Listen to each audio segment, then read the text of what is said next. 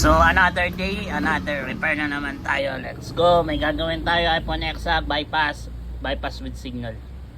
Let's go. Simulan na natin yan, guys. So na-pick muna natin yung version niya. Yan.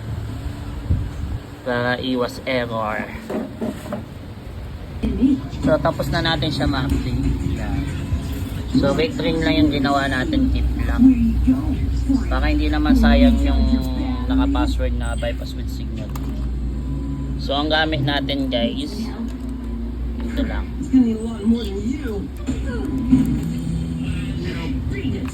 Simulan na natin yung process. Let's go. So na-DFU na natin siya. Salpak natin to. Connect natin si IC.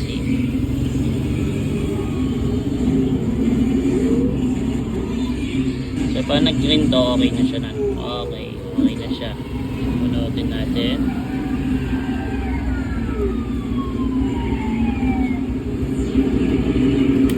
Saksak si normal cable.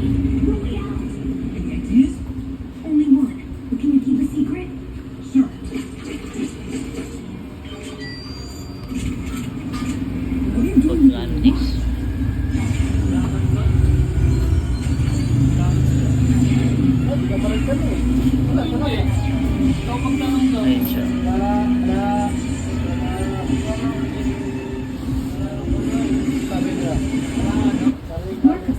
Are already on TikTok.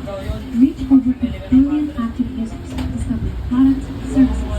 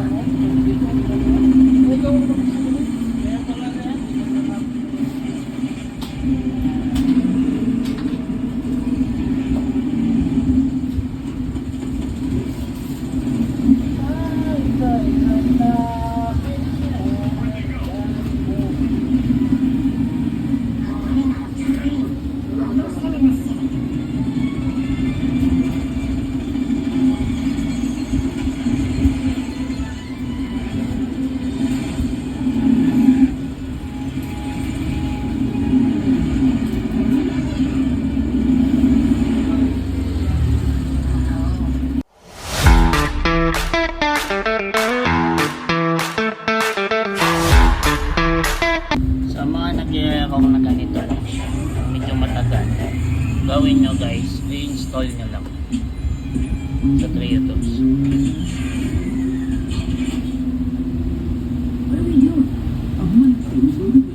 So mag-tag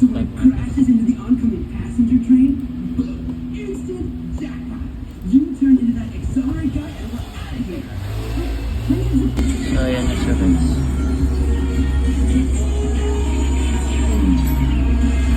Lang gawin nyo, guys. Thank you lang siya. Ngayon kapag ayaw pa rin, diba matagal siya dito kanina, tanggal, lagay nyo lang yung cord kasi magdadrag pa rin yan. So bakit pa yan?